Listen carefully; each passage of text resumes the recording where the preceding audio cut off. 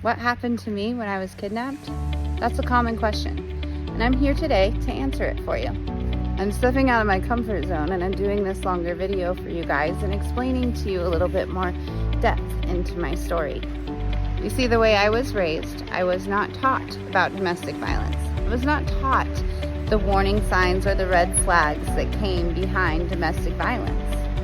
And I know now that I wasn't taught this because I was raised in a home where violence was accepted, and that my mom didn't even understand the difference between red flags or domestic violence. So how could she have taught me about it? So when I very first met this man, there were red flags from the beginning. I was not comfortable with the situation. And then after we dated longer, there were even more red flags. You know, he separated me from my friends. He separated me from my family. He moved me away. He would tell me that we could only pay for his cell phone because mine was less important. Even though we were both working, his was always more important. Those were red flags that I missed. But then we were about 4 months into this relationship, and he had moved me about 30 miles away from all of our friends and family. And he attacked me so bad, he put me in acute kidney failure and stabbed me in the abdomen. I was 5 months pregnant. Well, I was about 4 months, in between 4 and 5 months pregnant with Gracie. I got away from him that night and I ran to the bathroom. Did you know that a bathroom always has a lock on it? A bathroom is a safe haven for people in domestic violence. And I ran to the bathroom. I locked myself in the bathroom and I stayed there. But the next morning I knew I needed to go into the doctor. Like, I was peeing blood, I was not feeling well. He wouldn't take me. So I drove myself in, and then he freaked out that I was going to be honest. So he showed up looking like the knight in shining armor. He stayed by my side the whole time I was in the hospital to look like the good guy. I had told the hospital that I fell down a flight of stairs and I landed on the X-Acto knife. You can go ahead and say it. I know I'm stupid. You don't have to hold back. It's okay. But while I was in the hospital, he arranged it with his mom that we were going to move there. It was 300 miles away.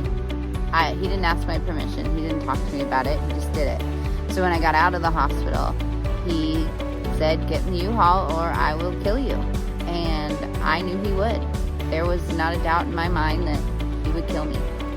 He promised me this better life, and he's gonna change, and his mom's gonna help him change. And I knew it was all bull, but I knew if I didn't go, he would kill me.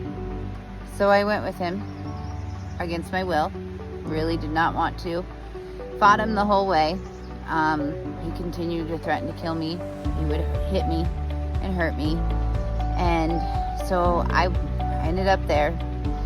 And for about 5 months, I was kept in a 10 by 10 room. Like, I was only allowed to come out if they gave me permission to come out. I watched the show ER over and over and over and over. They had no cable, so they just had the ER discs. And I would turn those on because it would drown out their fighting. He would attack me daily. His mom would cheer him on as he was attacking me. Yep. His mom was just as evil and vicious as he was. Like, it was a disgusting pair of people. But when I was 36 weeks pregnant, I did try to escape, and he followed, and he chased me, and he got me, and he took me back. And I ended up having Gracie when I was 38 weeks pregnant, and he took me to the hospital for the pregnancy, or for the delivery. It was very traumatic. That is a whole nother story in itself, my birthing story with Gracie. It was a very traumatic experience, and it was very hard to swallow what had happened. It took me weeks to process that I had even given birth. It was insane. But when Gracie was 3 weeks old, I escaped and I ran. He followed me, but there was a break in that control, and so he followed me and he would attack me, but he didn't have quite the same control over me.